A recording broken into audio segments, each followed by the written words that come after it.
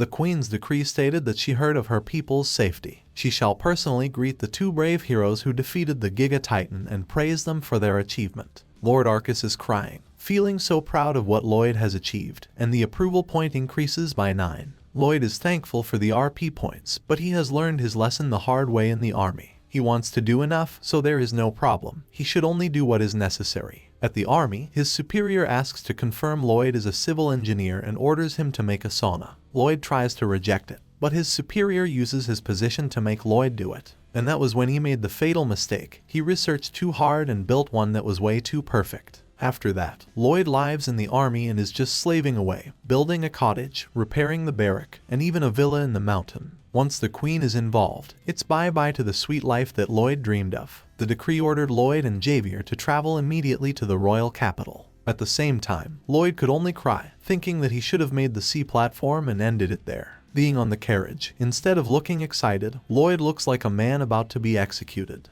Javier banters him, saying he knows his master wouldn't be excited to meet Her Royal Highness while thinking how much he can weasel out of her. So that reminds Lloyd that he knows Her Highness Magentano's personality and her future, including the state of the capital. Thinking that if he takes advantage of all that, there's got to be a way. And Javier is right. Lloyd determines to take the opportunity to squeeze as much as he can. A while later, they arrive in front of the queen. When they are allowed to lift their gaze, Lloyd looks at her dazzled, making him almost have a heart attack with her charisma that is so overwhelming. He greets her, saying all hail to Her Majesty, the Queen. Lloyd Frontera has come to salute Her Majesty, the land's rightful ruler. She merely peeks at Lloyd, sarcastically saying that the man with the blue suit seems noble. She calls Javier, saying that she senses a mana flow from him that she has never seen before, and evaluates him to be a worthy sparring partner for her. Javier apologizes, telling her that he is merely a nameless knight. While Lloyd judges how she could tell Javier is unique just by looking at him, he knows it. She is one of the only 2 sword masters in the kingdom. So, clumsy flattery won't work on her. She already knows Lloyd's deeds from Count Cremo's account. As such, Lloyd has her appreciation for the courage and selflessness he displayed.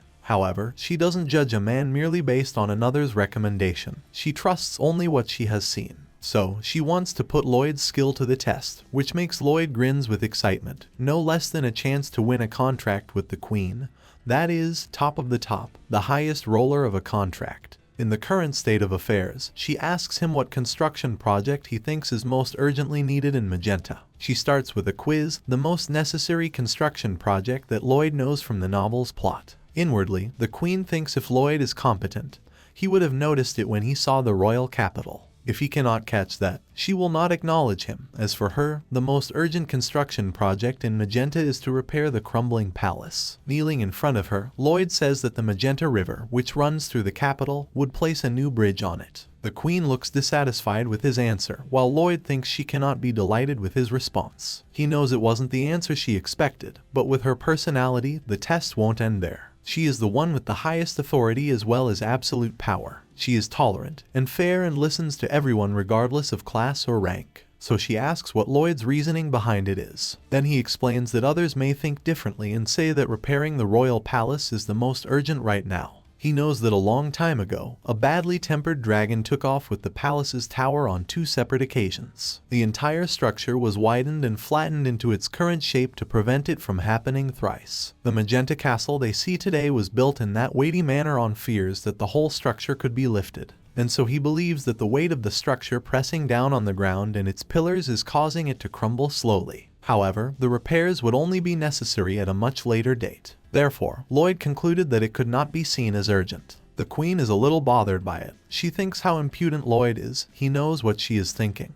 Yet he gives her a different answer. Now, Lloyd knows that she knows that he gave her a different answer even though he knew the answer she was thinking of. She also knows that the nonsense continues, and Lloyd knows that. They seem to be inwardly talking with each other, the queen wondering whether Lloyd is toying with her. While Lloyd would never, he only begs for contract construction fees. He then says the current bridge across the Magenta River has been rebuilt 12 times. The bridge collapses regularly because it cannot withstand the rising waters in the spring. People's lives are inconvenienced each time it happens, and large amounts of money are spent on it. Everyone sees the rebuilding of the bridge as an inevitable part of nature. However, if the queen trusted Lloyd with its construction, he would build a bridge that would not collapse, even if spring floods or drift ice. Lloyd is talking about a modern suspension bridge. The queen is shocked that Lloyd even criticizes her decision. She sees him as arrogant and insolent, yet the more she speaks with him, the more she seems to like him. And finally, she asks Lloyd to explain the bridge he will construct. The evil smile appears, and Lloyd thinks how nice it is. Now she reveals that she likes the idea.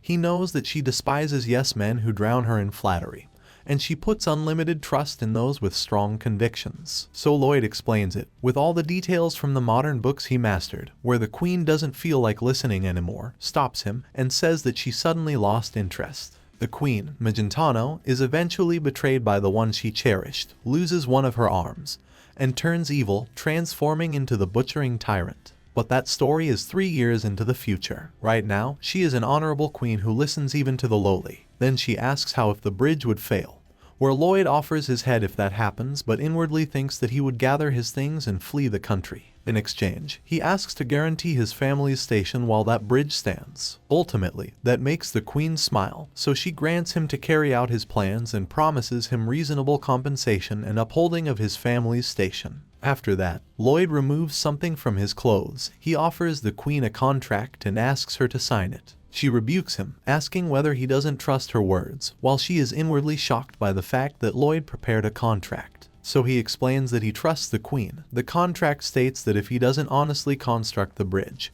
he is to be hung, drawn, and quartered. He tells her to consider that a necessary shackle for such an untrustworthy and lowly man as himself. The queen feels odd, as she is being sweet-talked into something, yet she doesn't mind it. Lloyd tries excessively lowering his head by raising his behind, which disgusts the queen, so she tells him to lower it.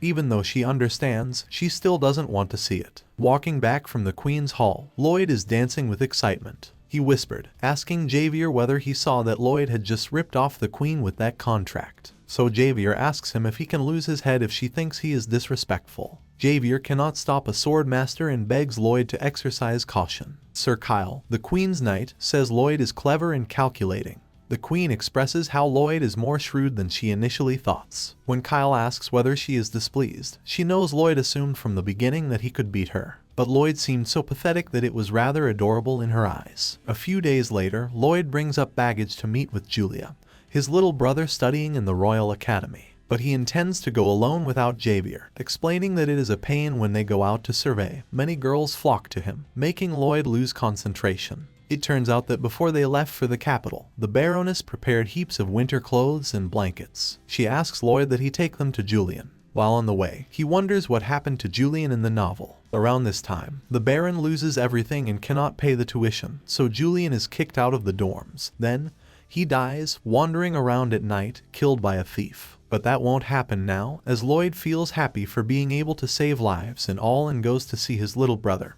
He doesn't even know what his brother looks like. Arriving at the Royal Academy, Lloyd looks at his little brother, thinking he remembers that Julian is about the same age as Javier, but so small. While the little brother stares at Lloyd with eyes full of contempt, he must have been a piece of work. Lloyd thinks that if he is not lovely to Julian and acts like he has turned over a new leaf, Julian won't be too suspicious. So, he throws the bag, telling him it's from their mother. That makes Julian extremely suspicious, with how Lloyd didn't call him shithead, and he questioned that Lloyd came to the academy simply because their mother asked him to. So Lloyd goes calling him little shit, which multiplies his suspicions, given Lloyd's humane behavior. After that, Lloyd remembers that his mother told him to have lunch with Julian, as she is worried that he might be lonely. So Lloyd asks whether there is a restaurant around, a fancy one, and takes Julian to have lunch with him. Julian asks why Lloyd would do that, and he can only say that their mother asked him to. At the restaurant, Julian is nervous with suspicions. He tries to order a basic set,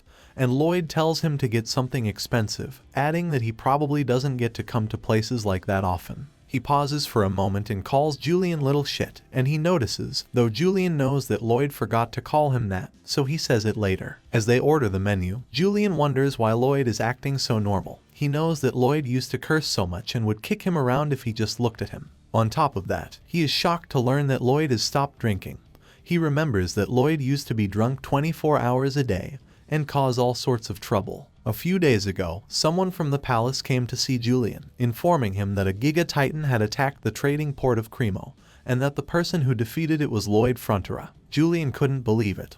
Julian knew he had neither skills nor the mind to do something like that. He assumes that it was a rumor or that Lloyd stole credit for something Javier did. At least that's what he thought, but it is so strange. He feels Lloyd is so different, like he is an entirely different person. Suddenly, a student is smacking Julian on his head, asking what's a nobody like Julian doing there. So he tries to apologize and explain that something came up today. But he doesn't care about it, and smacks him again, asking whether he learned anything in his law class.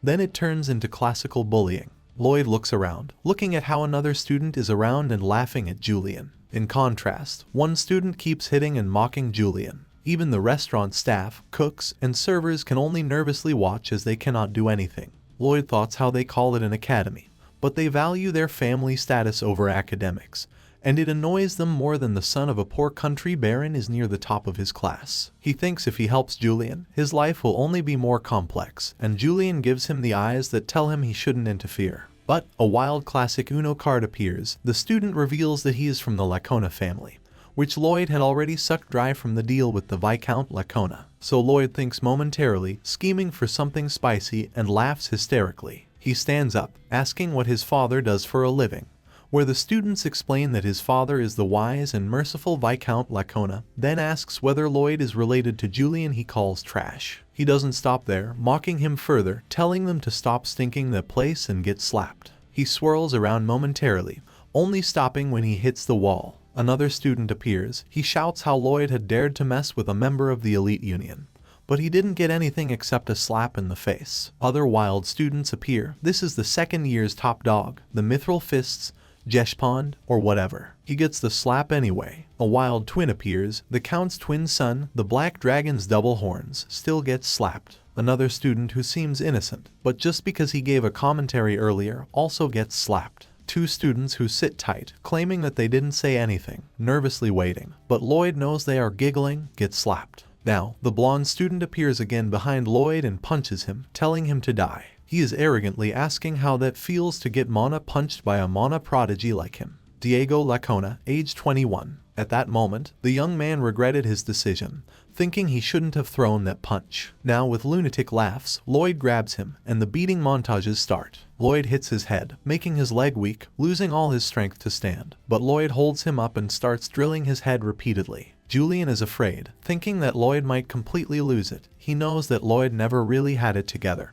But what he witnessed is even worse. When he looks for the superintendent, he disappears. Julian feels stupefied for thinking that Lloyd could be an average, sane individual, even momentarily, while Lloyd banged Diego's head on the wall. Lloyd says that Diego must haven't understood what's going on and doesn't know why he is getting beat up like that. The wise and merciful Viscount Lacona mocks it. What a load of crap, asking why it is always the way, like father like son. When Diego tries to say that Lloyd was crossing the line by talking about his father like that, Lloyd gets agitated and uses Diego's head to mob the wall, asking whether he thinks bullying his classmate is okay. Lloyd tells him why he is such an asshole because no one is around to beat some sense into him. He tries to explain what looks like blood in the wall, saying it looks like gate number 666 to hell for a piece of utter garbage like him. Julian tries to hold him off, asking whether Lloyd is trying to kill Diego, and he wonders afterward whether he will be bullied even more. But Lloyd knows. He tells Julian not to worry and comforts him that if Diego is dead, he won't be able to bully anyone.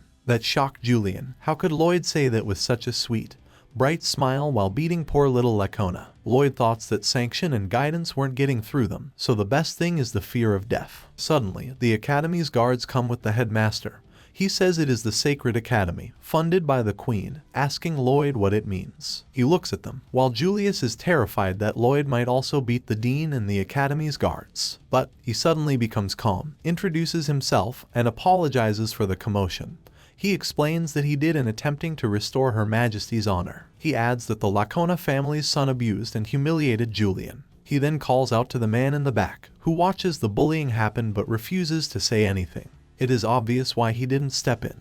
The academy staff were all recommended by the nobility. They likely wanted to maintain the trust of high-ranking aristocrats' children. No way was anyone on the academy staff, including those men, unaware of Julian being bullied. They probably looked the other way. As Julian is the son of a poor baron, there's no benefit in helping him. An insult to Julian is an insult to Lloyd, so he takes out the Queen's keepsake. It is revealed to them that Lloyd is a royal guest, with the keepsake that shows the Queen's authority. So they have no choice but to kneel in front of the Queen's authority, knowing that Lloyd is specially invited by the Queen herself. The Dean arrogantly thinks he will punish Julian later, as Lloyd wouldn't be a special guest forever. But Lloyd knows the Academy is wicked, so he schemes something for it. After that, they go to the administrator's office, as Lloyd wants to request a leave of absence for Julian. He explains that the Academy will not be an excellent place to learn for a while, so he tells Julian to take the chance to rest his mind and get his body in shape, saying that of all the muscles, construction work muscle is the best. Yeah, it looks like Lloyd wants to abuse his dear little brother. At the royal guest's quarters, Javier explains everything to Julian. He suggests listening to Lloyd, which will be for Julian's good.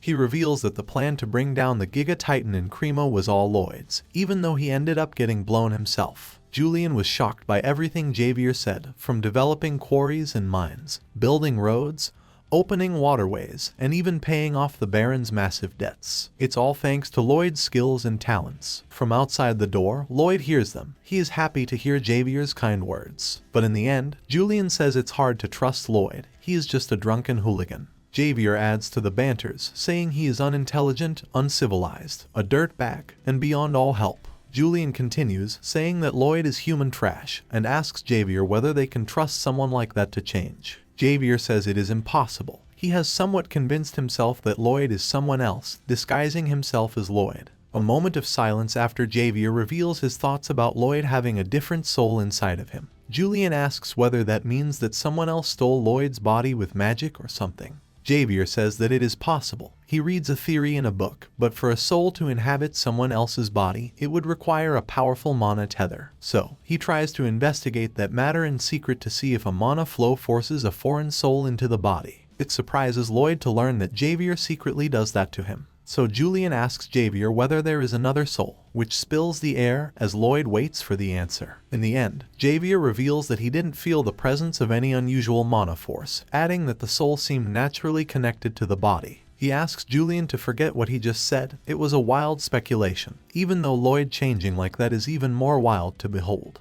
Lloyd thinks of how sly Javier is outside the room because he must have sensed Lloyd's presence outside the door and probably just wanted Lloyd to hear that and let Lloyd know that Javier is suspicious of him. Julian thinks that he is just the one that has a hard time with his study and all, but to think that Lloyd is doing all of that work to pay off their debts makes Julian the most comfortable life out of them all. So he happily gives Lloyd credit for the hard work, as Lloyd saved their estate after all. Julian's approval rating of Lloyd increases, which gives him bonus RP points. Now, Lloyd knows that Julian is one of the key characters and starts scheming all kinds of stuff. After that, Lloyd comes into the room, saying everything is ready, telling Julian to go with him to train his body while grinning. In manufacturing modern suspension bridge cables, Step 1. Spread the oil-based clay to make a 3-foot wide pizza dough base. Top the dough with all kinds of dirt and rocks to complete it. Afterward, Bangle will eat the mixed materials to exert it as a metal wire. Once it has cooled, Podong will gather and roll 120 strands together, becoming the cable supporting the bridge's weight. That's how Lloyd shows how to make the cable and tells Julian to make it. He explained that the task is the starting point of the whole construction project. If it is messed up, everything else will also be messed up, adding that it's not only the estate debts but Julian's future at the academy rests on the project. Julian asks why such an important part is given to him, so Lloyd expresses that someone intelligent and responsible should be in charge like Julian. The modern suspension bridge is fanciful with this era's technical knowledge. Even if Lloyd does everything independently, it is still impossible, so he needs to borrow the power of the best blacksmith in the capital. Inside he meets with the royal dwarf master craftsman,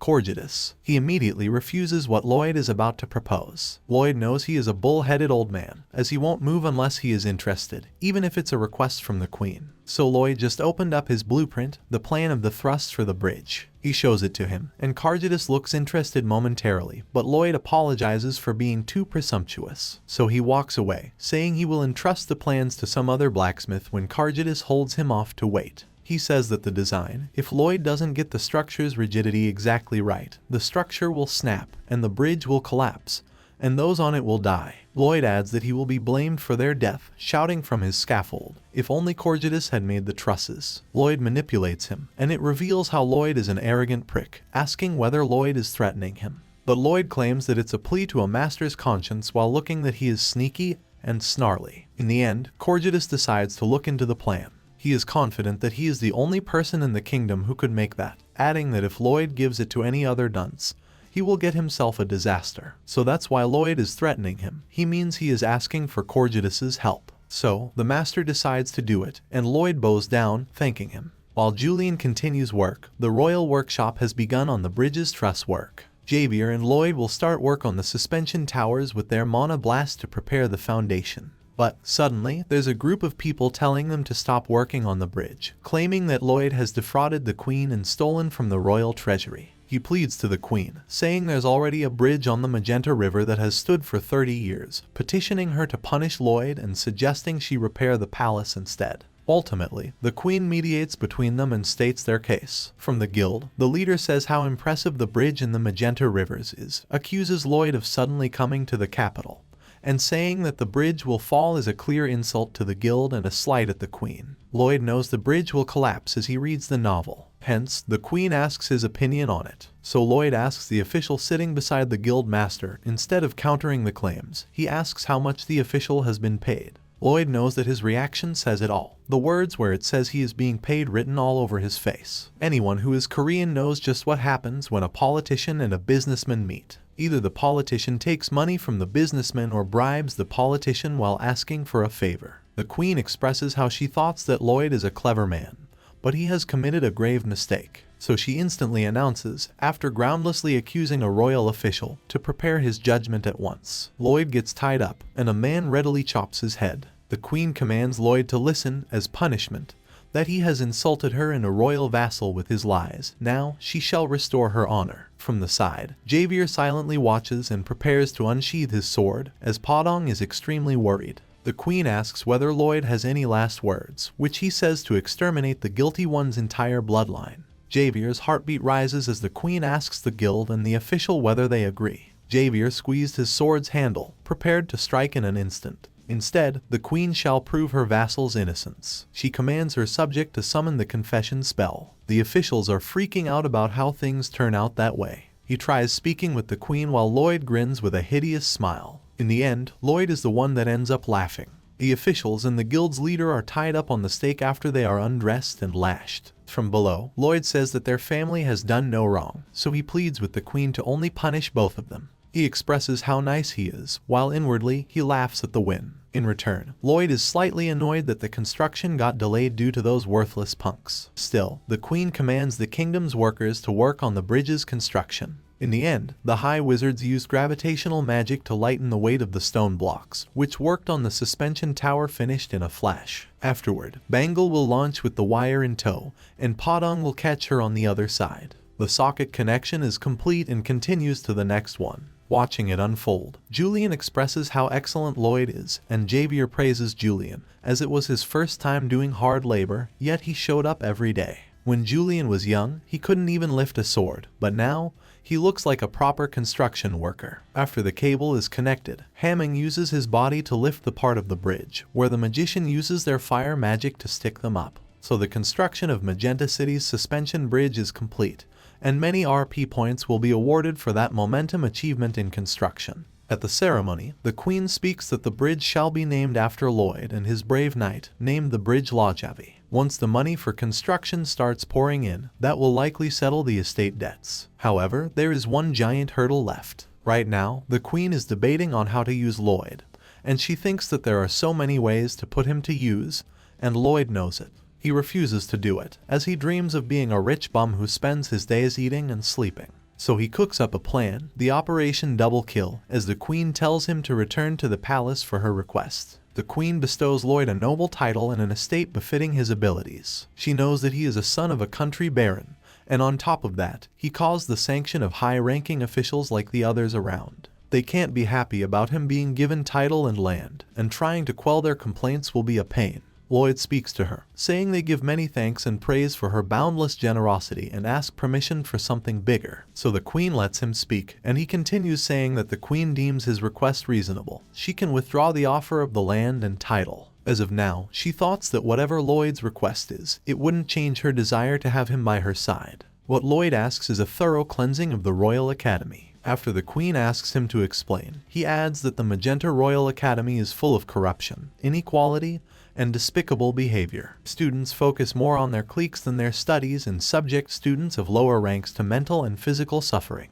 The Academy's educators are aware of that, yet look the other way, more interested in lining their pockets with kickbacks to satisfy their interests. The students indulge in the sweetness of power when they should be learning and building up social barriers when embracing their aspirations for the world. Those are a far cry from the aims with which the Academy was established. Right after he finishes, Javier takes out a stack of reports documenting a 4-month investigation they had put together, from Academy graduates, the handypersons who did odd jobs, and down to the teachers with a conscience who had left, fed up with the Academy's corruption. The nobles are screaming, shouting that Lloyd is spewing lies, and the queen orders to summon the confession spell on the people that just opened their trap. 5 nobles get gathered in a circle, and the mage summons the confession spell on them. In the end, they end up tied on top of the stake, joining the other corrupt official and the guild's master. After that, the queen, with her soldiers, swarms into the academy. They apprehend the people mentioned on the list, with no exceptions, even those they associate with or have the slightest connection to. Furthermore, she orders lashes according to their crime, relieves them of their post, confiscates their lands,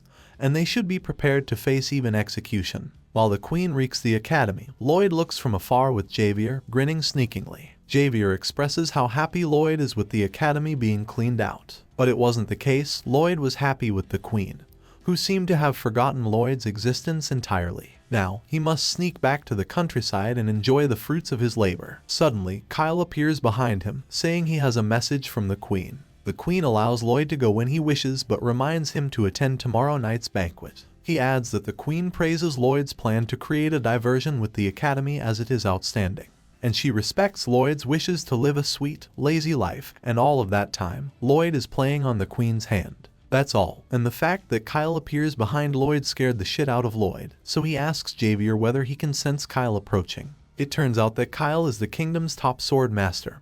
Hiding his presence from a knight of Javier's level would have been very easy. After that, they return to the palace, where Julian asks Lloyd whether he beat up Diego, knowing all that would happen. So Lloyd explained that he planned to wrap up the construction ordered by the queen nicely, and then if she were going to give him a bonus, he would ask her to investigate the academy. He has her trust and justification for it and knows it would work. Right now, from all of the things that happened, Julian sees Lloyd as an inspiring figure. He tells Lloyd not to force himself to be rude anymore, and he trusts Lloyd as his brother. On top of that, Julian feels proud of Lloyd more than anyone else. In the end, Lloyd expresses how cringe it is, which makes him want to vomit, while Julian also feels regret for saying it. At the banquet in the night, Lloyd is trying to hide himself from the queen, but she notices and asks him to draw near. She said he looked like a mole cricket, making him stand out even more. As Lloyd tries to say something, Javier chips in, saying he is in awe of the queen's insight. Lloyd looks like a mole cricket, bantering him even more. Lloyd whispered, asking what suddenly got into Javier,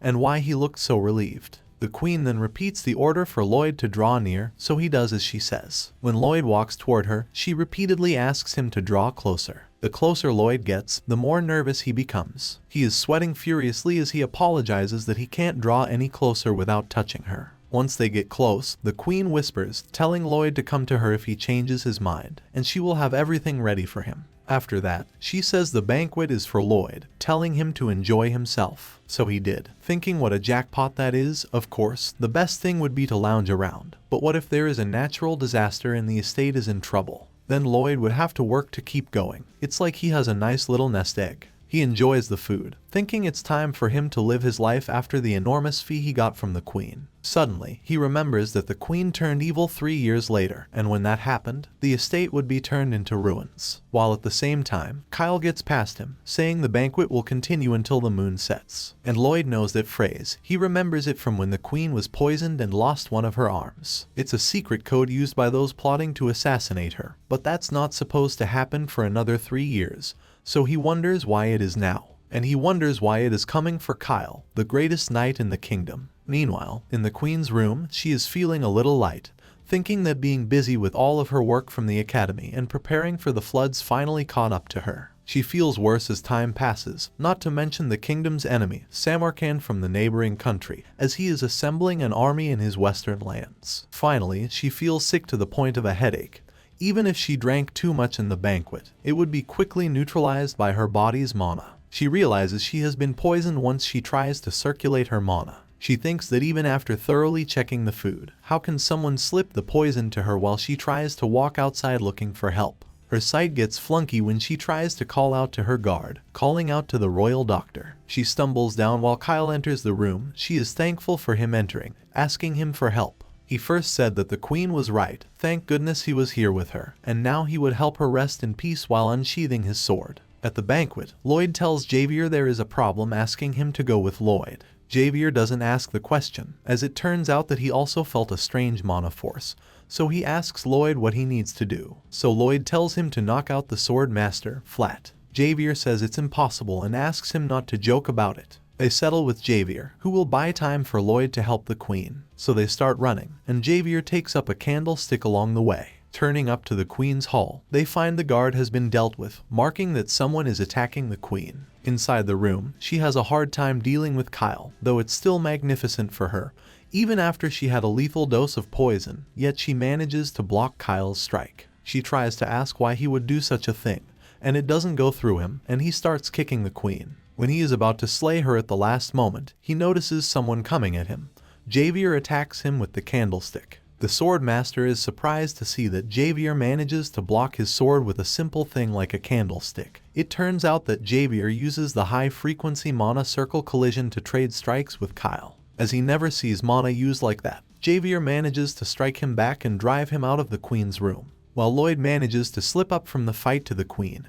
Calling up to her is the royal wallet highness. She is surprised to see him and asks what he is doing in her room. Ultimately, he grabs her mouth to prevent her from talking and uses the Asrahan core technique to absorb the poison mana from the queen. Javier fights with the sword master, trying to prevent him from conjuring the aura sword. The special moves only belong to the sword master. With tricks, throwing his candlestick, he cancels Kyle's moves to conjure it and takes it up again to strike him with a mana blast. Kyle admits that Javier's technique and manipulation of mana are ingenious. However, he manages to counter Javier's moves because he needs to gain real-life combat experience. With a horizontal strike, he attacks Javier and slashes the candlestick in two, breaking Javier's defense. In the queen's room, Lloyd wishes Javier could hold the sword master off, as if he loses, they will all die. Even though it was a shallow wound, Kyle had certainly dealt some damage and had an opening for another attack. But, instead of keeping his distance, Javier moves forward to the sword master, making Kyle think he is a senseless fool who fears nothing.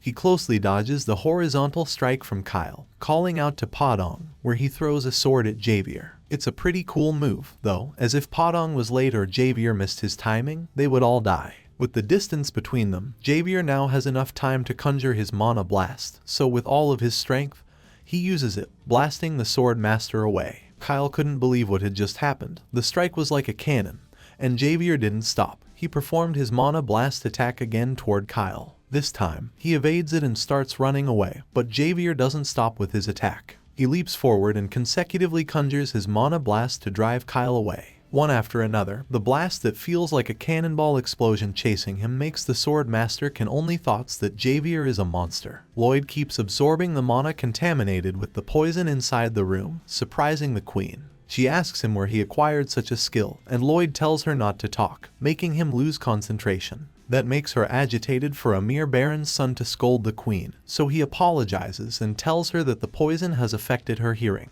She doubts that, but looking at how Lloyd vomits blood, she can only watch him silently, thinking what Lloyd is doing. She wonders whether he tries to sacrifice himself to save her. Meanwhile, Kyle gets cornered, and behind him is the door that leads to the banquet hall. But Javier doesn't stop there. He strikes Kyle again with his mana blast, which explodes the door, sending the sword master outside and revealing the fight to the people around. With that, Javier is determined to guard the door and will not let anyone past him there. Hence, Kyle calls out to the soldiers and shouts that Javier and his gang have conspired to assassinate the queen, telling them to get ready and attack Javier. And instantly, they circle Javier, intending to gang up on him. With a single strike, he can send the elite guard of the palace flying. Kyle now knows Javier would easily have the power to destroy a small nation, but he claims that will never happen, as he succeeds in conjuring his aura sword. Now Javier is in a pinch, going up against a sword master with his aura sword on a whole other level than what Javier could hold off. With a single strike, Kyle can already send Javier flying. It is proven that the aura sword from a sword master is above Javier's pay grade.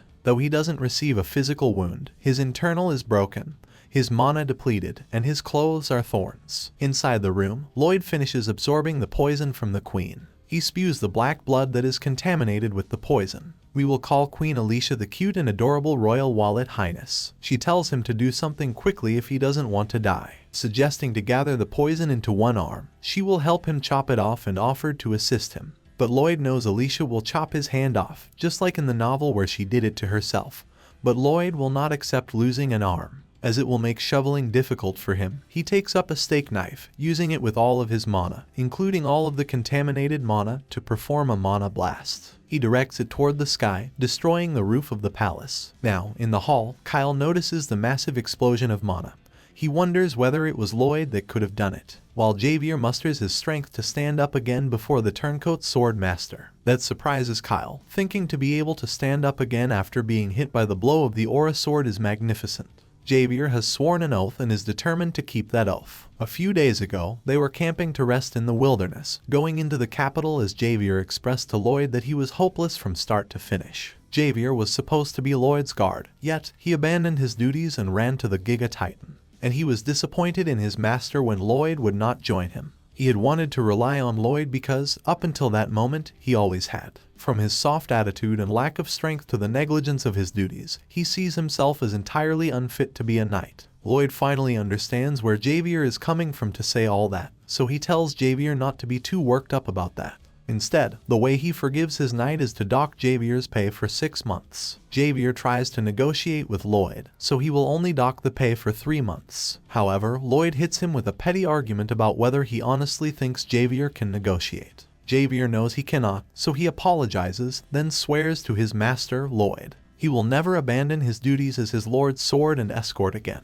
That's where Javier swore his oath, and Lloyd hits him with how he can trust his knight when he plays with the embers while he swore something like that. As of now, Javier knows that Lloyd has risen to the level of triple heart circle, which makes Javier wants to catch up to Lloyd if he wants to call himself a guard. And he was determined to become a sword master within a year. Lloyd knows those are mighty words, and Javier is convinced it's his goal. So Lloyd tries to explain something, critical enlightenment for Javier to attain the status of the sword master. He explains it by drawing his explanation on the ground, letting Javier knows what Lloyd learns from the novel he read in the real world. But Javier refuses to hear it. He erases the drawing from the ground, making Lloyd confused about what he is doing. It turns out that now, Javier would like to achieve his goal without Lloyd's help. He will not rely on his master anymore and will become a sword master on his own. That's the conviction Javier has to stand up before the strongest knight in the kingdom. But Kyle manages to slip his attack while evading Javier's broken sword. He expresses how excellent Javier is, saying that typically one's whole body would be torn to shreds and disappear when hit with the aura sword.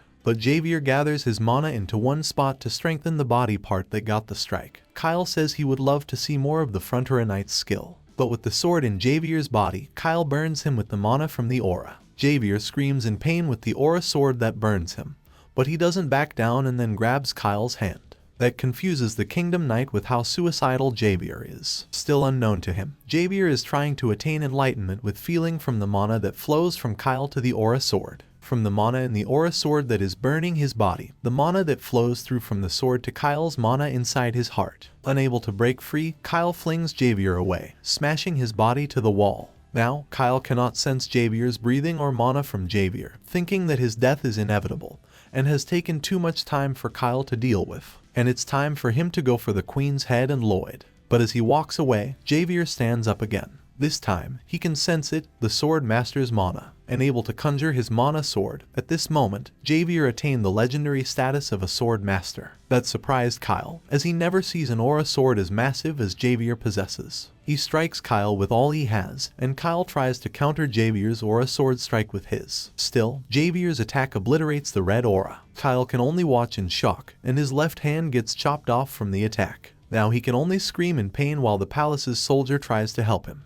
And Javier proclaims that if anyone dares to step forward, he needs to take on the newly awakened sword master. Lloyd passed out after performing the mana blast that tanks his mana reserve. Alicia tried to wake him up, telling him to absorb her mana. She looks so worried about the fact that she is going to lose him. He looks at her, receiving a notification that gives him complete poison resistance, and another skill that allows him to absorb much mana from his surroundings. Alicia sees how wicked Lloyd's smile is while looking at the notification he got. That's the face we made when Lloyd made such a face. So she does the next thing we all want to do. She smacks him, waking him up just because he smiles like that. She regrets doing that, and Lloyd asks what his face ever did to her that made her do that to him. Aside from that, Lloyd is unable to move, but he still needs to hurry and help Javier, so his only option is to use Supercharge and absorb the mana around him. Alicia is shocked by how tremendous absorption skill that Lloyd possesses. She is afraid that she would also tank her mana reserve, trying to call out to Lloyd while he seems so reserved with filling his mana heart. Ultimately, because he saved her life, Alicia sat down, giving all of her mana, thinking he could take as much mana as he needed to help his knight. All of the surroundings become wider as Lloyd absorbs the mana around him, with the support from the queen. He also quickly recovers all of his mana in his heart. When he wakes up, he gets another upgrade from the skill and another custom skill option regarding his mana heart. He feels so light as his mana heart gets fully recharged. And the first thing he thoughts is Javier. He knows that Javier wouldn't be able to hold on for too long against the sword master. Turning around, he was shocked looking. The queen turns so pale because all of her mana gets drained. Alicia says she will ask for the detail of his skill later, but right now, they need to apprehend Kyle as it is their biggest priority. So she asks Lloyd to carry her while inwardly. He thinks about how he can weasel out of explaining his skills. Now, they dash towards the banquet hall, where the fight is happening. With Alicia in tow, she thoughts how Javier manages to demonstrate excellent mana handling. But she knows, on his own, Javier would be no match for the sword master, Kyle. So she needs to build her strength. Even if she can fight with her at 1/3 of her usual level, she could hold Kyle up for quite some time. As they turn to the hall, they witness Javier holding his ground. They were surprised that Javier materialized his aura sword into a real one. On top of that, he manages to take down Kyle. So the queen approaches him, asking the soldiers to lower his weapon. Now she reveals that Commander Kyle of the Royal Guard attempted her life. She points out that the two men, Javier and Lloyd, had braved extreme danger to save her life and ordered the guards to show respect to them. Then, she commands to hold everyone who attends the banquet, and they will all be investigated. Meanwhile, Lloyd asks whether Javier has become a sword master, where he just casually says that he supposes he does. Javier adds that Lloyd encounters dangerous situations frequently, which is the only way to fulfill his duty to protect his master, Lloyd. And that makes him feel relief, knowing that Javier is well and safe. Then, suddenly appears another notification that says that Lloyd has accomplished yet another stunning achievement. All of his accomplishments and achievement have satisfied a hidden condition that activates a complement system that allows Lloyd to use all titles and receive another kind of point every full moon. With the new points, Lloyd can use them to defy the laws of physics and attain absolute power to summon the ending spoiler. A few days later, Lloyd rests after the long, seemingly never-ending investigation. He reveals to Julian that Javier gets summoned separately after attaining the sword master level of swordsmanship. Julian is surprised to know that and afraid Javier might become the palace knight, leaving the Frontera estate. But Lloyd wasn't worried. He told Julian he didn't know Javier. In the Queen's Hall, Alicia commends Javier for his unprecedented swordsmanship and for conjuring a never-before-seen aura sword. She informs him that the captain of the Royal Guard is now vacant and commands him to become one, to stand by her side and take the position. He can only apologize to the queen, saying that he is Frontera's knight and asking her to understand that he couldn't leave. The queen says she is not asking and orders him to do so, and disobeying her orders is tantamount to treason. Javier humbly requests just one thing from her. He asks to send a line of farewell to his Lord Baron, which is an elegant way of saying he would rather die than serve her. Ultimately, with the queen respecting his decision, she allows him to go. Outside the hall, Javier meets with Julian, where he can be seen sad with the thoughts of Javier leaving Frontera, but he reveals that he will always be a knight of the Frontera family. Meanwhile, the queen was bumped, thinking that the Frontera estate, she seemed to have little luck with people from those parts. At night that day, Lloyd chills in the yard. He checks on the titles he got. One called Snap, Crackle, Pop, Crusher of Bones. He got it from beating Newman. With that title, the subjects of Frontera estate will obey him unconditionally. Another is called I'll Make Your Face Resemble an Orc, where he can use the orc's roar. And a sweet one, where it's called I'll Carry You Magentano, where he gets Alicia's complete and utter trust. No matter how much others accuse him of treason, he will be free from suspicion. He checks on it at the same time as the Moon Knight, so he receives the promised points from the new system. He can use it to see the spoiler ending of something, so the system asks him whether he wants to see it. He thoughts that with the way things are now, his only possible future is a sweet, sweet life to come. If he gets too fat from such a cushy life, he assumes that would be bad, so he decides to use his points. Right after he clicks the prompt, he moves into a dark place. He thinks how spooky that is and calls out to the system message. Next, he moved to a place where a fire was burning the surrounding area, and immediately he tried to look for a sign that showed where that place was. And he realizes that it is at the Frontier estate. The houses and the trees are in shambles, not too far from his place. He also could see the people are dead, being eaten by something. He runs around to see what is happening in the estate, calling out to anybody that might hear him. With no one answering, he calls out to the system, asking what kind of ending that is, wondering whether it will end up like that. Suddenly he stopped. He witnessed the two people standing right before him, himself and Javier, looking at both the Baron and Baroness perish. Lloyd also witnesses himself from the future, where he wishes to come just a little earlier. He cries his eyes out, apologizing that he couldn't protect anyone. He is angry looking at the spoiled ending, so he screams to the system, asking what kind of ending that is, where suddenly, from behind, comes a massive swarm of giant locusts. Lloyd knows it, but he wonders why it appears now as Javier from the site appears, intending to meet the swarm of the locusts. With all his anger and power as a sword master, he strikes the swarm with his aura sword, splitting open the red sky. But he fails to get rid of all of them. The swarms keep coming, and the bigger the swarm gets, the more time passes. In the end, even with the power of the newly attained sword aura, Javier Asrahan perishes, eaten alive by the swarm of locusts with his master Lloyd Frontera and all of the kingdom's northern part. Lloyd wakes up from the sight. He asks what he just saw, adding whether all that will happen. The system doesn't confirm whether that will happen or not. Instead, she tells him to think about what he will lose if he is wrong. So he immediately ran into the palace, as he knew that himself in the future said something in the spoiler. If only he has come just a little earlier.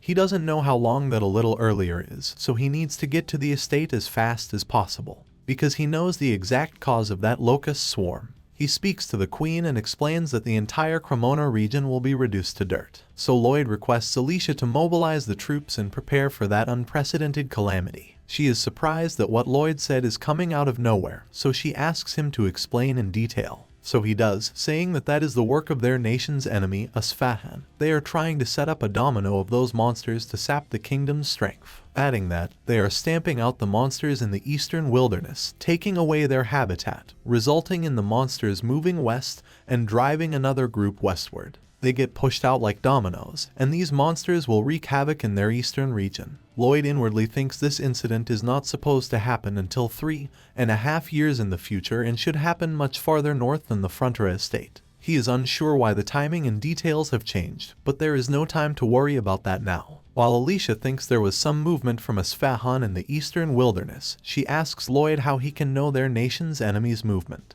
This shocks him as he thinks of a way to explain his vast knowledge. She knows Lloyd has been hiding too much from Alicia, as he seems more suspicious than Asfahan. So he licks his tongue, devising a story on the spot, telling her that he has some ties, a blood pact, in fact, with the Orc of the Wastelands, the Sand and Steel tribe. They send him a carrier pigeon to inform him. Regarding his knowledge of Kyle's assassination attempt, he explained that he saw Kyle and his staff have a strange exchange. So when Lloyd saw the suspicious looks they gave each other, he followed them and witnessed the event. About him absorbing the mana and destroying the surroundings.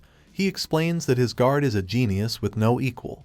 They have been together since childhood, and Javier taught him the secret magic of self-defense. And Lloyd claims that he can master those skills. Alicia thinks even though the story does make sense, she knows that Lloyd is making up the stories on the spot. Lloyd knows that she knows, so he uses the last cheat he has, which is the title where he can have Alicia's complete trust. So she grants him 500 of that in her direct command, the White Cavalry, and 50 wizards for support. She also grants him to have their command as he knows the enemy's movements. Lloyd is happy, thinking how generous Alicia is, so he thanks her. She strikes, saying that he should know more than anyone, asking whether he thinks that trusting his baseless speculations comes without a price. So he does his due diligence, saying that he knows very well, telling her if they can stop that monster's attack, he shall proclaim to the whole world that the foresight and resolution in that matter were all from the Queen, to restore the honor of the crown that was tarnished by the assassination attempt. She expresses how she has never met anyone as suspicious as Lloyd. but she likes that they understand each other. With that, Lloyd and Javier depart with some magic horse. Javier asks for all of Lloyd's reasons to suddenly goes back while his face gets messed up by the blowing wind that comes to his face. Javier only wants to banter with Lloyd, saying he understands and telling him to proceed. As of now, they must arrive at the Frontier estate in 5 days, while inwardly, Lloyd thoughts on how Javier now can easily overpower the army of a small nation. If they see dozens of soldiers taken out by a single swipe of an aura sword, the enemy's morale will plummet. But it's different with the locusts, they just run towards the food they see in front of them. They don't fear death, and that's how Javier alone isn't enough. As they come attacking from all around, 360 degrees angle, the intense firepower from 2 people won't be enough. After that, he tells Padong to go to the place he told him before to wait, as he has a plan for the locust swarm. Now at all costs with Javier. He needs to save his money-spinning Frontier estate. 5 days later, they can't even catch their breath as it turns out that the little time he said in the ending spoiler was extremely short. As the swarm already comes into the territory of Frontier County, the villagers are confused seeing it because they have no idea what will come down and eat them. Suddenly, Lloyd appears behind a man, telling him to go inside the house and asks him for a lid for his pot, the biggest one he can find. The locust swarm was getting close to the castle. Emily, one of the castle's maids, was shocked to see a giant locust fly through the window and land on the floor with a loud thud. The locust moved closer to Emily before it finally leaped at her, but Marbella crushed the locust with a chair and saved Emily. However, more locusts went through the window, so Marbella took Emily with her. When Marbella looked through the window, she saw the massive swarm of locusts flying above the village. She was so shocked that she couldn't move. And then Arcus came out of another hallway. He told them to follow him outside to meet up with Bayern and the other knights. They ran towards the front door, but when they went outside, the swarm was already at the castle, and it saw them. Meanwhile, Bayern ran away from the swarm and told all his men to gather in the castle. Then he looked to his right and saw Michael fighting off locusts that swarmed him. The castle is closed, but the people living there are having trouble. Bayern is still trying to figure out what to do. But then he remembers that Arcus told him always to put the people ahead of the Lord. Bayern took out his sword, gritted his teeth, and helped Michael by cutting the locusts in half. He killed every locust in his way without mercy and told Michael to stick with him. Meanwhile, Arash struck and killed one of the growing swarms with his pickaxe hammer. To keep their word to Lloyd's family, he roared at his people to fight for the townspeople. Bayern, Michael, and the orcs are determined to defeat the locusts. But they were soon outnumbered, and Bayern could only watch out for Michael and let the locusts bite him. When the locusts got close, a helpless mother panicked for the safety of her baby. People in the town fought with whatever they could find, and Arash kept fighting even though locusts were biting him. The orcs are protecting Arcus, Marbella, and Emily at the castle. Suddenly a loud gong echoes through the village while the mother helplessly protects her baby. She questioned whether or not she had heard correctly until the gong rang again. As soon as the locusts caught on, they stopped attacking the townfolks. The gong sounded again, and the swarm of locusts took off. Lloyd yelled and cursed at the locusts as he screamed at the top of his lungs. Javier swung his sword and hit it in the middle of the big lid Lloyd was carrying until it made a loud noise resembling a gong. While holding the lid, Lloyd kept shouting at the swarm. Meanwhile, Javier was swinging his sword furiously at the pot's lid. The swarm started to pursue them as they made more and more noise as they went along. Soon the swarm formed vastly in the air and followed Lloyd and Javier. It doesn't take long enough for the locusts to leave the castle and start to follow the rest of the group. Meanwhile, Arcus and Marbella immediately recognized Lloyd's voice shouting in the village. The swarm started forming a big shape around Lloyd and Javier. Lloyd was right when he said that the locusts were chasing them in a straight line. Lloyd was glad he was right, so he told Javier to walk around outside the residence. The farmers were shocked to see an enormous flock of locusts following them. Then Lloyd told Javier to hit the lid harder, and when Javier did, Lloyd almost fell off his horse. Lloyd started complaining, but Javier was having fun with it. He told Lloyd to prepare himself for the next hit without any regrets. Lloyd knew the locusts were attracted to loud noise because he read it in the book. When Lloyd told Javier they were going to Lacona, Javier wondered if he wanted to help them too. Then, a notification window showed that Javier's approval increased, which gave him more RP points. But then Lloyd yelled, saying he didn't want to lose the water bill. At the same time, the swarm was surrounding the castle in Lacona, and the Viscount was trying to protect himself. Then he heard a loud gong ring, and before he could even process what was happening, Lloyd and Javier were breaking through the door with their horses. The Viscount was angry with Lloyd for breaking the Viscount's estate, but Lloyd warned him not to miss paying his water bill instead. He visibly feared Lloyd's threat, and Javier rang the lid again. The loud noise echoed through the castle. Then Lloyd and Javier took off immediately, and the large flock of locusts flew after them. Javier asked Lloyd if he went through buildings on purpose to gather the swarm. Lloyd said that he planned to irritate the Viscount. When Javier heard those answers, he was too shocked to say anything. They rang the lid again, and the swarm followed them. Lloyd confidently shouted to everyone to clear the path. Javier tells Lloyd to stop shouting for no reason to save his energy. Still, Lloyd says that he wants everyone to know that he saved them because he wants everyone to give him credit. Javier was once again too stunned to speak, thinking Lloyd had a few screws loose in his brain.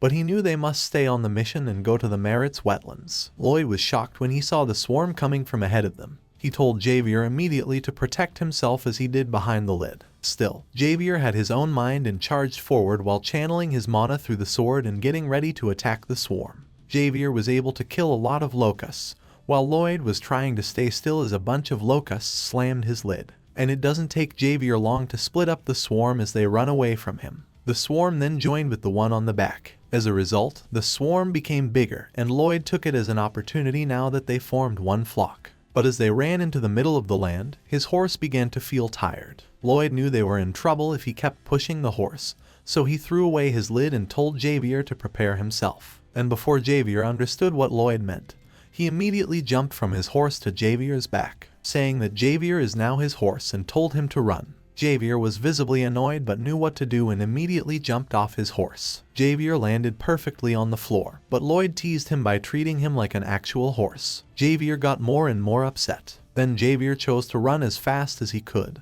even though he was still angry. He can get ahead of the swarm by a few feet while carrying Lloyd, but the swarm had already caught up to him and was closing in. Lloyd immediately called Bangle and Hamming, jumped off Javier's back, and followed him to a small ditch. Bangle and Hamming waited on the other side of the field. Hamming's mouth was full, ready to spit out any time. And as soon as Lloyd and Javier plunged into a ditch, Bangle immediately jumped from the river and into the air. Bangle farted fire at the approaching swarm, followed by a loud explosion that shook the surroundings, killing all the locusts in its path. The number of locusts was wholly and immediately cut in half in a single swift action. The trail of fire left a vast black smoke in the air that could be seen by other people from afar. Then Lloyd told Hamming to continue the attack on the swarm. Hamming stood in the field with his big body and spat out liters of water at the locusts. Some of the locusts broke in half because the water from Hamming was so strong. The last attack disoriented the swarm formation, and the dead locusts fell like rain from the sky. Lloyd and Javier had already gotten up from the ditch and watched it all happen. Then, Lloyd and Javier put their power into their shovel and sword and got ready to exterminate the locusts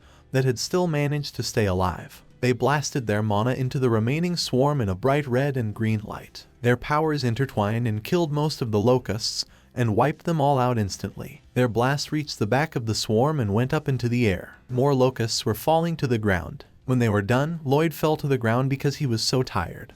But Javier was still fine and worried that there were still a lot of locusts left. There are still dozens of them making trouble in the town, and most people there are scared of them. However, Lloyd told Javier not to worry because the cleanup crew had already been prepared. Meanwhile, Padang was walking through the woods. Padang stopped right at the edge of the woods, and behind him were 300 soldiers from the Orcs tribe, including their leader. And in front of them, other horses stopped in their track, and they belonged to the troops from the White Cavalry and Wizards. They were all the cleaned-up crew that Lloyd had prepared. Lloyd told Javier to no longer worry about the locusts, and started thinking about Monster Domino. Lloyd looked up at the sky and realized this life had never-ending obstacles. Meanwhile, the leader of the White Cavalry raised his horse and told his soldiers to kill the remaining locusts. The troops immediately pulled out their weapons, and the wizards behind them buffed them as they lined up to start the attack. The cavalry instantly killed dozens of locusts, while one of the orcs used a twig to kill the locusts. He stabbed 2 of them with a single stab and then threw them on the fire to cook while the other orcs cheered. Once the locusts were cooked, they ate it immediately while more orcs chanted about their high-protein meal. And between all that joy, Emily interrupts one of the orcs with red hair. She held a flower in her hand. Then she gave it to the orcs as a thank you for saving her life earlier, and she quickly ran away. The orc was red as he looked at the tiny flower in his hand. Meanwhile, Arcus and Marbella were approaching Lloyd and Javier in the field. Arcus was so worried for his safety because even though he was the Lord, he couldn't do anything. They hugged their son and felt grateful that Lloyd had turned up okay. As Arcos and Marbella hugged Lloyd, Lloyd pondered how he risked his life for the retirement pension. Then he talked to the notification bar about what he said in the spoiler about the ending. He realized he had more pressing matters. A notification bar showed that Lloyd had earned a title as pest control that would make him able to scare a bug-type monster. When the day turned into night, Lloyd stood in an empty training field with a shovel. Then the leader of the White Cavalry named Velarde came up behind him and asked why he wanted to meet. Lloyd thanked him for the help in killing the rest of the locusts, because it'll take too long if it weren't for their help. Velarde wasn't happy that Lloyd could give orders to the troops. Still, this day showed him that Lloyd was a master strategist since he meticulously calculated everything that happened. Velarde told Lloyd that he didn't like him, and he just listened in silence. When Velarde asked what he wanted from them, Lloyd realized he was different from the others. In the novel, he remembered how he was still by his queen's side even when she turned evil and fought against Javier fiercely. In there, Javier wasn't the sword master yet, so he had a hard time fighting before eventually defeating him. And as Javier looked at him while he was dying, he asked a favor from Javier. Upon his death, he asked Javier to stop the queen. Lloyd realized that he had strong loyalty and was a potential asset. Lloyd gave Velarde a grin. He knew he needed clarity, so he challenged him to a fight. If he won, the cavalry would be their estate's engineer corps. If he lost, they could go back to their queen. Velarde was shocked at his request but laughed, saying Lloyd may have predicted this from the beginning. He told Lloyd that only the queen could give him orders. So, Lloyd answered that he could order him around because the queen had granted him command over the cavalry. Velarde is angry about this, but Lloyd tells him that if he just gave him orders all the time, he wouldn't have any respect toward Lloyd, so it would be better to earn it in a fight. Then Velarde took his sword from his belt and asked if Lloyd had any weapon. Lloyd answered it by lifting his shovel. Velarde walked around Lloyd, knowing it would be better if he didn't remove his sword from the casing so nobody would get injured. Meanwhile, Lloyd knows he cannot win, even with a triple heart circle. Lloyd watched his every move and thought about the only weapon he could use against him is by knowing his character. Velarde stood before Lloyd and told him the rules should be changed since this wasn't a knight's battle. He told Lloyd that if he flinched, Lloyd would win. Lloyd agreed as he put his power into his shovel and prepared to attack. That his face looked scarier under the glaring red light. Velarde visibly flinched, seeing the power Lloyd had poured out before Lloyd blasted his mana toward him. He immediately ran away from the big fire that could have burned him in an instant. Lloyd's blast traveled across town and exploded the mountain's peak, sending a vast shockwave. As Velarde looked over his side with a burned cape, he saw the mountain was covered in fire, and smoke raised to the sky. When he saw that parts of the mountain's peak were missing, he turned around and looked over his shoulder, scared of what Lloyd might do next. But Lloyd just lay on the ground, and his body was trembling. Lloyd laughed because he knew the White Cavalry's best soldiers would become the Frontera Barony's engineer corps. The next day, they all dug a ditch together. One of the soldiers angrily threw his shovel and immediately went to Velarde, complaining that knights should be on the battlefield and not doing hard labor. But Velarde told him it wasn't an ordinary request. He remembered that Knight Lloyd had said that sometimes using a shovel is more respectable than a sword. He dug the ground and threw the dirt behind him, telling his soldiers he wanted to know what Lloyd meant. Meanwhile, Lloyd and Javier were standing at the edge of the cliff. Javier asked him if his plan would work, and Lloyd assured him that the orcs had taught him, so his plan would work. He smiled and told Javier to sit and watch while other workers were strapped to the cliff as they carved the rocks. It turned out that dozens of men had been working on a massive figure of a monster on the cliff, and the morning of the next day was quiet. But soon enough, something resembling an earthquake shook through the barony. It started small, but it's getting bigger, and soon, furniture started to fall, and families held each other as the wave grew. Hordes of the four-legged creature were running and caused the ground to shake so badly that the entire town was scared their house might fall apart. However, they all believed that Lloyd would protect them. Meanwhile, Lloyd was climbing a huge white rock, and from the top, he could see a cloud of considerable dust coming his way from the middle of the forest. He held a blue and white flag watching the hordes coming closer. In contrast, Velarde and the cavalry watched the dust coming their way. Velarde initially doesn't trust Lloyd, but seeing the massive horde of mastodons, he knows Lloyd is right. The mastodons were trampling the forest and destroying the trees. Velarde remembered his conversation with Lloyd when he told him that the round of dominoes was the mastodons. When he asked Lloyd to prove his theory, Lloyd kept avoiding the question, and he couldn't get a straight answer. But now that he was leading the troops, he knew it didn't matter because Lloyd was right. He wore his helmet, thinking this was not the time to think about that. He remembered the strategy to stop the hordes. He and his soldiers will run ahead of the flocks to take out the front of their line. And once the hordes stop, they will surround and attack them individually. As Velarde sat on top of his horse in his full attire, he predicted 20 of his men would die. Then he heard Oleg talking to one of the soldiers about how he was going to ask his girlfriend to marry him when they got back home. But in the worst case, he might have only left his lance for her. But this is the price you pay for being a soldier. Velarde told all his men to prepare themselves and charge forward.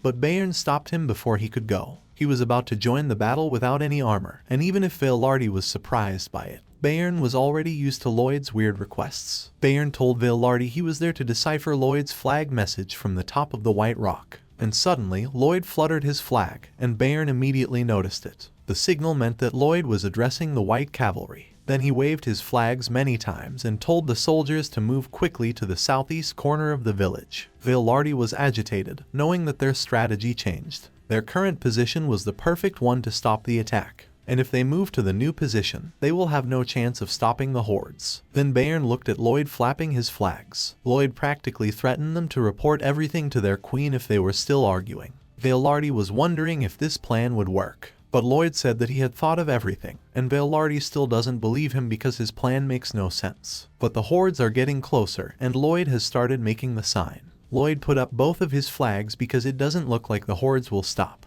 As the hordes pass right in front of Lloyd, he smiles, knowing the first phase of his plan has gone smoothly. The rumbling sound of the hordes can be heard through the entire forest, and they run straight to the cliff carved a few days ago. And when the front line of the hordes saw the colossal monster, they stopped. Then mastodons in the back hit the front line, messing up the herd. It turns out that the first phase of Lloyd's plan is to block the mastodons' path with an image of their natural enemy named Megalania. Lloyd was right as the hordes collided with one another and stopped right in their track. Without wasting any time, Lloyd waved his flags again. After reading the sign, Bayern told the cavalry to move quickly forward and make as much dirt and noise as possible. He also told them to bang their lances against each other to make more noise, and even when they were carrying out this plan, Velarde still didn't understand what this was. It only takes a short time for the mastodons to hear the noises the cavalry is making. They think another megalomania is coming, so one of them howls, and soon more follow. Lloyd knew his plans had worked as he saw the herd start to move to the north. From the beginning, he planned to herd the pack of mastodons to the north, so he told the cavalry to move their positions. Velarde noticed the hordes were on the move and then realized where they were headed. The hordes were heading towards the ditch that Lloyd told the cavalry to dig for the statue, but he always wondered why he asked for such a huge hole. It all made sense now that the mastodons were heading directly to the ditch. Phase 3 of Lloyd's plan was a success when the hordes fell to the ditch, and he immediately waved his white flag. And not long after, Hamming appeared in his giant size. Lloyd proudly proclaimed that he had successfully replicated an old battle strategy in Korean history. Hamming poured the water inside his body into the ditch, and by doing so, he drowned the hordes. Lloyd happily threw his flags away and posed the victory sign. Both Bayern and the cavalry watched him as once again he proved himself a master strategist. Meanwhile, the hordes were carried away in the water like leaves following the river's flow. However, some of them managed to get out of the water, and Velarde watched it all happen from above. He couldn't believe they had won without even putting up a fight. Then, all of a sudden, Lloyd sat down next to him and said that they wouldn't be back now that they knew there was a megalomaniac.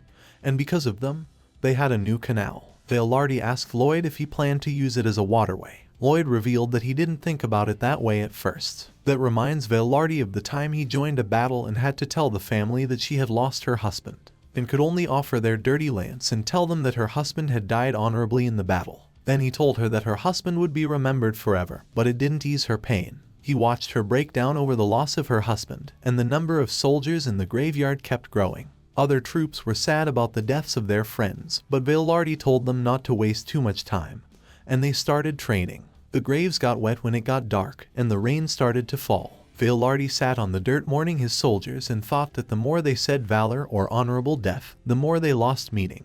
Deep down, he knew death didn't bring honor, it left grueling pain for those left behind. And now the soldiers were cheering, and one told Oleg to invite them to his wedding. It was a new sight for Velarde. Then he overheard Lloyd and Javier discussing the possibility of dealing with more attack waves. Lloyd then told Javier that big plans like the one they used for the mastodons would be expensive, so he wants to share what he had in mind. Javier thought that Lloyd already had a plan to save money. Still, Velarde stopped Lloyd before he could tell Javier about the plan. Velarde told Lloyd that the cavalry would help him with his plan. Lloyd asked him why the sudden change of heart. Then Velarde told them he had realized how bad his leadership was and had just witnessed what real victory looks like. He immediately threw back his cape and kneel in front of Lloyd, pledge his loyalty, and take lessons from Lloyd. Soon after, the rest of the cavalry kneeled too, and Lloyd sighed. He revealed that he was about to beg Velarde to stay and help them because he knew he couldn't execute the plan without them. Lloyd met with his family, Javier,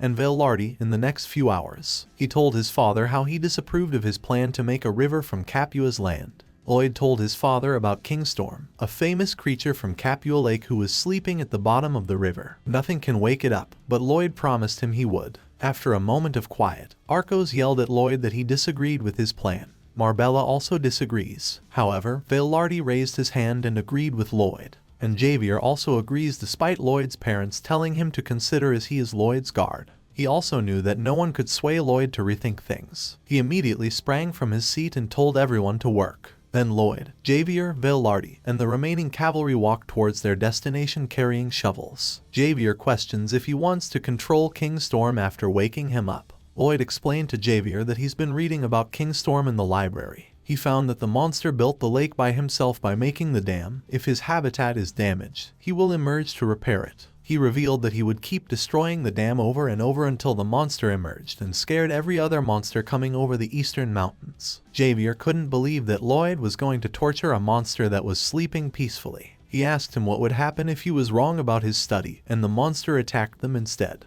Without much thought, Lloyd told him that his job as a knight was to defeat the monster, imagining it was Javier instead who was guarding the land. Javier was silently annoyed, knowing Lloyd was treating him like a dog. Not long after, they arrived at the side of the lake. Lloyd took a deep breath before he activated his surveying skill. He turned on simulation mode, which immediately fit perfectly with the scenery. He started moving things around, remembering where he could break it so it wouldn't flood but still wake up the beast. Javier told Velarde not to be surprised by Lloyd's strange behavior since it looked like he was just waving his hand aimlessly from the outside. Velarde, on the other hand, liked that Lloyd looked crazy and was very smart at the same time. As they waited for Lloyd to put his plan together, they talked. From the bottom of the river, King Storma was watching them. If they wake him up, he will kill them all. It was a few hours just before Lloyd executed his plan.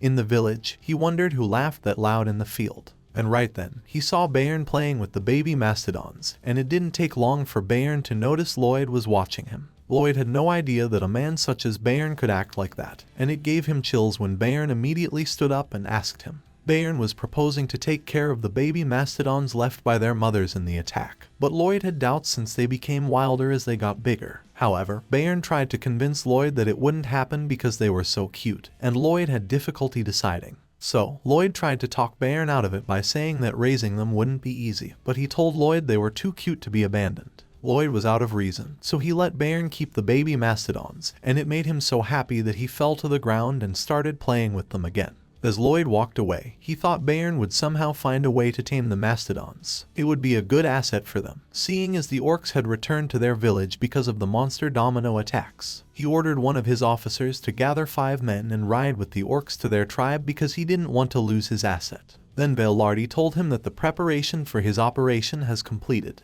Lloyd smiled and yelled at the cavalry that they would wake a monster, and only the cavalry could do it. He praised them for their strength, and the soldiers happily cheered. And Lloyd didn't stop praising their courage. Once again, the soldiers welcomed him with loud cheers. Then Lloyd told them to worship the shovels, and just like that, everyone followed him without a single doubt. They all started to march ahead with more cheers about their shovels, with Lloyd at the front of the line. Meanwhile, Javier stood silently in the back, watching the soldiers walk away. He pitied them because Lloyd got them wrapped around his fingers. After Lloyd finished his simulations, all the soldiers began to work. He changed the land so the lake's banks would break and not cause a flood. Once the terrain was completed, he waved Javier at his position on top of the terrain and told him to start exploring the spot he marked. Javier buried his sword deep into the ground and used his mana to blast the whole thing. The explosion was so big that debris flew into the air. Then after the explosion was gone, the ground started to shake, and multiple trees began to fall down the hill. Dust flew high in the sky, which can be seen from afar. It was just like what Lloyd had predicted. The explosion was enough to cause the natural dam to collapse, so he told the cavalry to take cover. And suddenly, the lair, which had been quietly floating on the water, began to shake. Lloyd had predicted everything, and now he was sure King Storma was awake. The lair exploded and split into two, but Lloyd never thought it would be so huge that they might be in danger. A pair of eyes can be seen looking at them from the water, and Javier stands behind a tree. His mind is on full alert. Lloyd watched from the ground how tall the monster was as it rose to the surface. The water burst, and Lloyd was confused as he saw the monster look like a beaver. Meanwhile, all the soldiers, including Lloyd, were shocked too, but not because of how scary it was. They all think it is adorable as the monster shouts something everyone can't understand except for Lloyd. And the beast is mad. Looking up at the monster from the ground, he wondered if it was a summoned creature like Padong, Bangle, or Hamang.